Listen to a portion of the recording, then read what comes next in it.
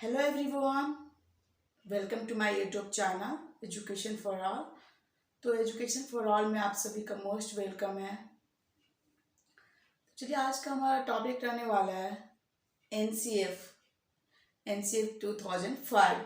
अगर आपने अभी तक मेरा चैनल सब्सक्राइब नहीं किया है तो अभी जाकर सब्सक्राइब कर लें। साथ ही साथ बेल आइकन को दबाना मत भूलिएगा, क्योंकि अगर बेल आइकन दबाइएगा तभी मेरी जो अगली वीडियो की नोटिफिकेशन होगी वो आप तक सबसे पहले पहुंचेगी। तो चलिए स्टार्ट करते हैं। एनसीएफ 2005। देखिए, मैंने कुछ डायग्राम के जरिए आपको शो किया है, दिखाया है, डायग्राम के रूप में बनाया है। अगर आप इस तरीके से बनाते हैं तो आपको ये चीज़ें समझने में बिल्कुल भी दिक्कत नहीं होगी। तो चलिए स्टार्ट करते हैं। ये पेपर 1 के बच्चों के लिए भी उपयोगी है और पेपर 2 के लिए भी, जो सीटेट की तैयारी कर रहे हैं या फिर किसी भी प्रकार के टेट एग्जाम की तैयारी कर रहे हैं।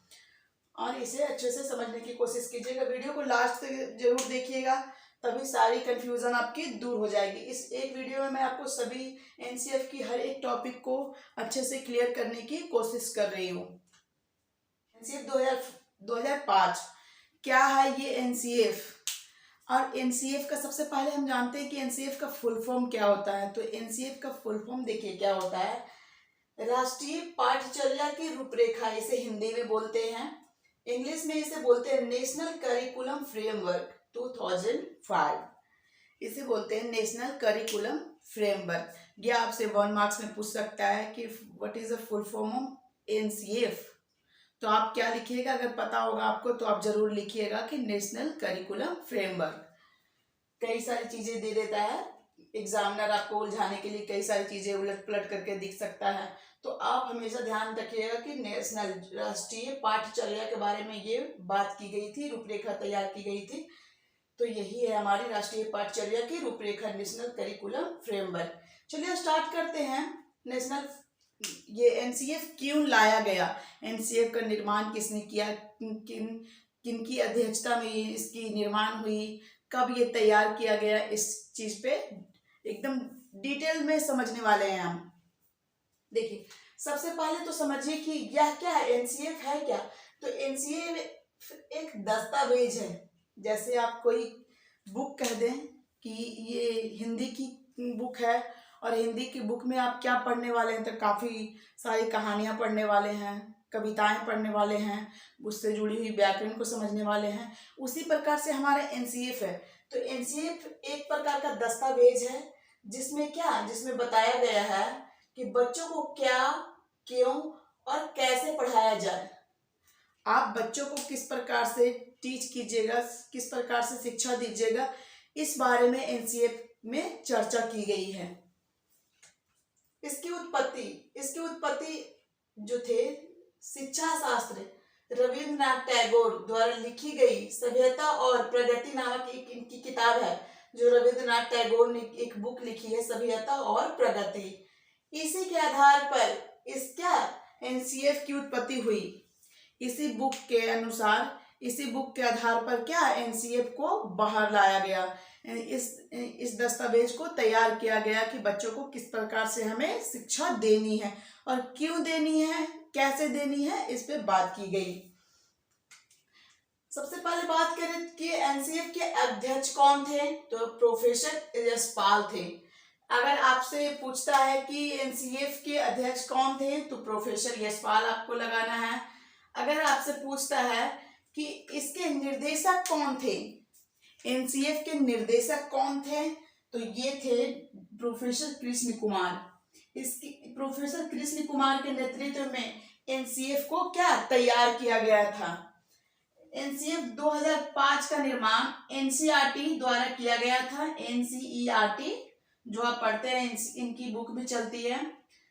और इसे पूरा करने का कार्य निर्देशक प्रोफेसर कृष्ण कुमार के नेतृत्व में हुआ था। यहां तक आपने देख लिया। फिर बात करते हैं, 1 बाय 1 समझेंगे। इसे तैयार करने में 38 सदस्यों की समिति का गठन हुआ था। आपसे पूछ सकते हो 1 मार्क्स में कि इसे एनसीएफ को तैयार करने में कितने सदस्यों की समिति का गठन किया गया था। 25, 20, 23, 38, तो अगर आप याद करते हैं, अगर आपको पता होता है, तो आप क्या चुनिएगा, 38 को। 38 सदस्यों की समिति का गठन किया गया था। अब आगे है हमारा कि एनसीएफ का निर्माण, एनसीएफ का जो निर्माण हुआ वो किसके द्वारा हुआ, मानव विकास संसाधन मंत्रालय की देखरेख में की गई।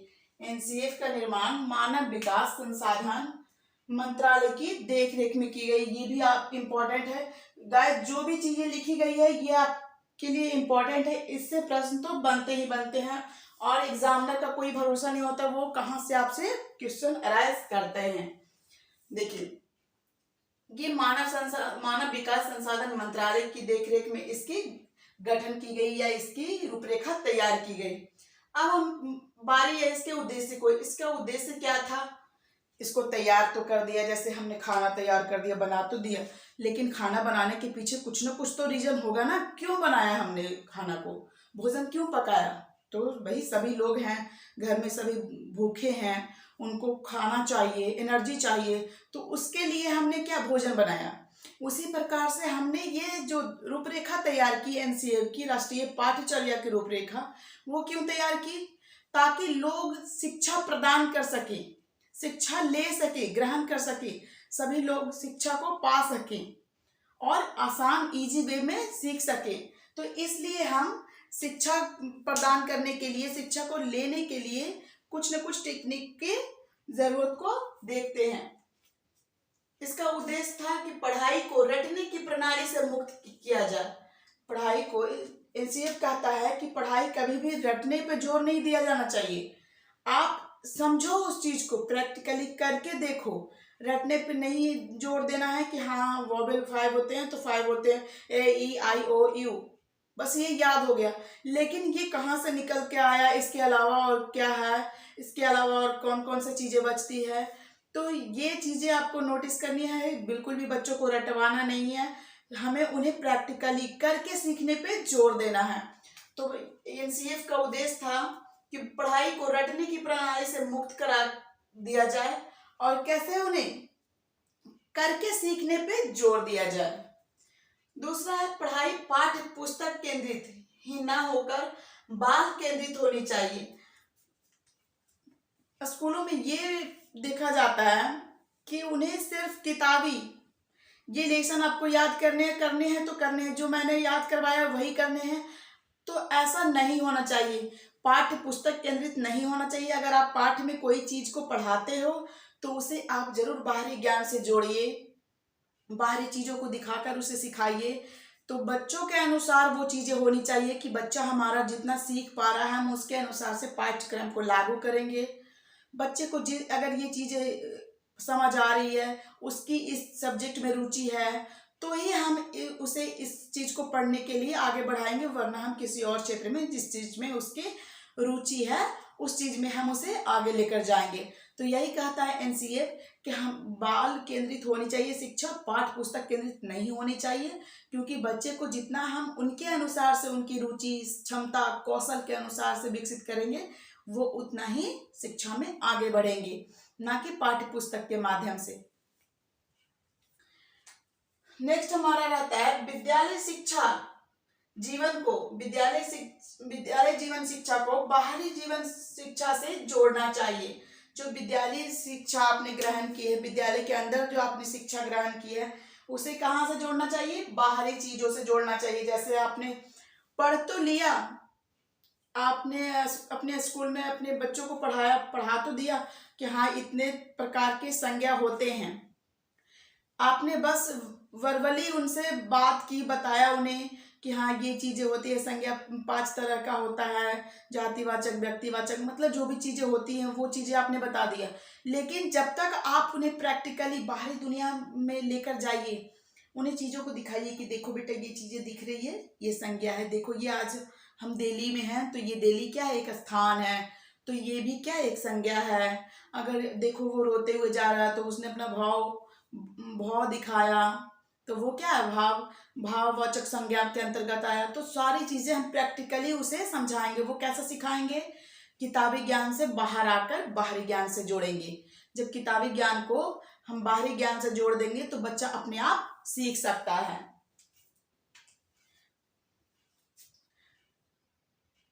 विद्यालय जीवन शिक्षा को बाहरी जीवन शिक्षा से जोड़ना चाहिए, ताकि क्या हो, बच्चों का बहुमुखी विकास हो सके। बहुमुखी भी कह सकते हैं इसे और चहुमुखी भी कह सकते हैं, मतलब चारों ओर का विकास हो, सर्वांगीण विकास होगा। सभ्यता और प्रगति, जो इनकी रविन्द्रनाथ टैगोर की जो बुक थी सभ्यता और प्रगति, इसमें बताया गया है कि सृजनात्मकता, क्रिएटिविटी उदार बचपन की कुंजी है। नेक्स्ट हम बात करते हैं, जो हमने अभी समझा दिया आपको, एनसीएफ 2005 का निर्माण एनसीईआरटी द्वारा किया गया था और इसे पूरा करने का कार्य निर्देशन प्रोफेसर कृष्ण कुमार के नेतृत्व में हुआ था। देखिए वन बाय वन समझते चलेंगे। नेक्स्ट हमारा रहता है कि एनसीएफ के अनुसार बच्चों को सभी प्रकार के अवसर देना, ताकि वे स्वयं ज्ञान को विकसित कर सके। बच्चों को किस प्रकार के अवसर प्रदान करना, तो बच्चों को आत्मज्ञान हो ऐसे अवसर प्रदान करने चाहिए। बच्चे सभी फील्ड में खुद ब खुद अपना भागीदारी निभाएं, ऐसे अवसर प्रदान करने चाहिए ताकि वो क्या, स्वयं ही चीजों को सीख सके। सही प्रकार के अवसर उन्हें प्रदान करने चाहिए। इनके अनुसार, एनसीएफ के अनुसार बच्चों को अपनी क्षमता और कौशल दिखाने का मौका दिया जाना चाहिए। तो एनसीएफ के अनुसार शिक्षा कैसी होनी चाहिए, एकदम सरल होनी चाहिए, बाल केंद्रित होनी चाहिए, पाठ्य पुस्तक केंद्रित नहीं होनी चाहिए। एनसीएफ कहता है कि उन बच्चों को अपनी क्षमता और कौशल दिखाने का मौका दिया जाना चाहिए। एनसीएफ 2005 के अनुसार शिक्षा कैसी होनी चाहिए, लर्निंग विदाउट बर्डन होना चाहिए। एनसीएफ का सूत्र माना जाता है क्या, बिना भार का अधिगम। ये ध्यान रखिएगा, ये हमेशा एग्जाम में पूछा जाता है। तो एनसीएफ कैसी होनी चाहिए, तो एनसीएफ बिना लर्निंग विदाउट बर्डन होनी चाहिए, बिना भार की शिक्षा होनी चाहिए, जिसमें कोई भी दिक्कत ना हो। अब हम बात करते हैं इसके कुछ सुझाव की। तो एनसीएफ ने कुछ सुझाव भी दिए कि इस तरीके से आप कार्य करो, क्लास में बच्चों के साथ इस तरीके से आप पेश आओ, तो आपके बच्चे ज्यादा सीखेंगे। तो चलिए देखते हैं कौन कौन से वे सुझाव हैं। कह रहा है कि सजा एवं पुरस्कार की भावना को सीमित रूप में यूज किया जाना चाहिए। क्या करना चाहिए, बहुत ज्यादा मात्रा में अगर बच्चा आपका अच्छा कर रहा है तो ऐसा ना हो कि आप उसे पुरस्कार पर पुरस्कार देते जाएं, तो वो क्या, बच्चा बस पुरस्कार पाने के लोभ तक ही सीमित रह जाएगा, वो उससे आगे सीखना नहीं चाहेगा। या फिर आपका बच्चा गलती कर रहा है तो ऐसा भी ना हो कि आप ज्यादा से ज्यादा उसे सजा ही दे। सजा देने से भी बच्चे आगे नहीं बढ़ पाएंगे, वो आपसे डरने लगेंगे, वो चीजों को करने में घबराने लगेंगे और उन्हें अपने अंदर हीन भावना फील होगी कि हाँ सर ने मुझे ऐसे बोला, या फिर मुझे ये चीज़ें नहीं मिली, मैंने ऐसे किया तो ये चीज़ें सुनने को मिला, तो मैं पढ़ाई नहीं करूँगा, तो वो क्या आगे नहीं बढ़ पाएंगे। इसलिए कोई भी चीज़, या तो सजा हो या फिर पुरस्कार, दोनों की भावना को सीमित रूप में यूज किया जाना चाहिए। बच्चों को कैसे शिक्षा देनी चाहिए, ज्ञात से अज्ञात की ओर, मूर्त से अमूर्त की ओर, समान से विशिष्ट की ओर। इन सभी सूत्रों का पालन अधिक से अधिक किया जाना चाहिए, ये एनसीएफ का सुझाव है। नेक्स्ट हमारा कहता है कि एनसीएफ के अनुसार शिक्षक एक कैसा है, सुगम करता है, फैसिलिटेटर है। फैसिलिटेटर की भूमिका में वो रहते हैं। शिक्षक कैसे हैं, शिक्षक क्या करते हैं, सुगम करता है, रास्ता दिखाते हैं हमें कि नहीं बच्चे आपको बीएड करना है या सीटेट करना है तो इस तरीके से आप अपनी पढ़ाई को करिए, या फिर किसी सब्जेक्ट में हमें कोई प्रॉब्लम होती है, हर चीज़ें हमें हमारे शिक्षक बताते हैं। लेकिन शिक्षक क्या है, एक मार्गदर्शक है, सुगम करता है, वो हमारे लिए रास्ते दिखाते हैं, हमें नई नई चीज़ें सिखाते हैं, हमें नई संस्कार कह सकते हैं, नई नई नीतियाँ सिखा सकते हैं, नई विचारधाराएं सिखाते हैं, सभी प्रकार के कौशल सिखाते हैं। लेकिन उन सभी चीज़ों का पालन करना, उन सभी चीज़ों को लेकर आगे चलना किसका काम होता है, बच्चों का काम होता है। तो शिक्षक क्या है, यहाँ पे एक फैसिलिटेटर है। शिक्षक का काम है सिर्फ आपको रास्ता दिखाना। नेक्स्ट हमारा रहता है कि शिक्षा प्रदान करने का माध्यम मातृभाषा, क्षेत्रीय भाषा होनी चाहिए। शिक्षा प्रदान करने का माध्यम कैसा होनी चाहिए, मातृभाषा में होनी चाहिए, क्षेत्रीय भाषा में होनी चाहिए, ताकि बच्चे उस माध्यम से जल्दी ही सीख पाएं। एक चीज और मैंने मिस किया गाइस, एनसीएफ कहता है कि ये एनसीएफ का त्रिभाषा फॉर्मूला लागू होना चाहिए। त्रिभाषा फॉर्मूला में सबसे पहली भाषा हमारी हिंदी होनी चाहिए, वो राष्ट्रभाषा या राज्यभाषा के रूप में होनी चाहिए। दूसरी भाषा को हम ऑफिशियल लैंग्वेज, जिसे आप इंग्लिश कहते हो, ये आपकी दूसरी भाषा होनी चाहिए। और थर्ड लैंग्वेज क्या होनी चाहिए, तो आपकी जो क्षेत्रीय भाषा है या फिर और भी आप और भी आप कई प्रकार की भाषाओं को सीखना चाहते हैं, तो वो क्या आपकी तीसरी भाषा में आती है। यही आपकी त्रिभाषाई फॉर्मूला लागू किया जाता है। अब हम चलते हैं, वन बाई वन सीखते हैं। देखिए, किसी भी सूचना को ज्ञान मानने से बचा जाना चाहिए। एनसीएफ के अनुसार कहता है कि ऐसा नहीं हो कि आपको कोई भी बात बता दी गई तो आप उसे ज्ञान समझ लें, हरगिज नहीं। उस चीज को आप प्रैक्टिकली करके देखिए, अगर उससे कुछ अच्छी चीजें सीखने को मिलती है तो वो आपके ज्ञान में इंक्लूड होता है। सभी बच्चे सक्रिय रूप से पूर्व ज्ञान एवं उपलब्ध सामग्री के आधार पर सीखते हैं। सभी बच्चे एक्टिव होकर कब सीखते हैं, या तो आप कभी उनके सामने चीजों को करके दिखाया हो, जो चीजें उनके साथ पूर्व ज्ञान में हो चुका है, कभी उन्होंने मैगी बनाया हो, तो उसके आधार पर वो क्या करेंगे, आज उसे और मॉडिफाई करके उस मैगी को बनाकर दिखाएंगे या फिर बनाकर खाएंगे।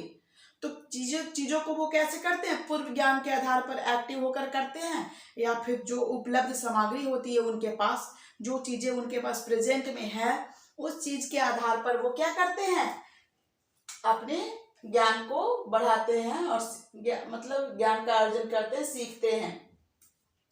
एनसीएफ कहता है कि पाठ्यक्रम को लचीलापन बनाए रखना चाहिए। पाठ्यक्रम कैसा होना चाहिए, लचीलापन होना चाहिए, बच्चों के अनुसार से होना चाहिए। अगर बच्चे हमारे एक्टिव नहीं हैं तो उनके अनुसार से हमें पाठ्यक्रम को चेंज कर देना चाहिए।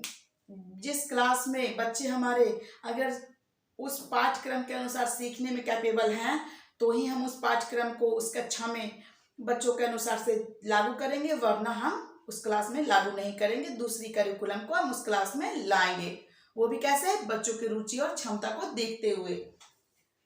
नेक्स्ट है सभी बच्चों के लिए समावेशी वातावरण तैयार करना। सभी बच्चों के लिए किस प्रकार का इंक्लूसिव वातावरण तैयार करना, इंक्लूसिव इन्वायरमेंट देना, ताकि सभी प्रकार के बच्चे, या डिजेबल हो या स्पेशल हो या कोई भी बच्चा हो, सभी प्रकार के बच्चों को समावेशी वातावरण मिले, एक दूसरे के साथ घुल मिलकर उन्हें सीखने का मौका मिले। देखिए, ये हमने मिस कर दिया था। एनसीएफ का अनुवाद जो था, इसका अनुवाद संविधान के 8वीं अनुसूची में है।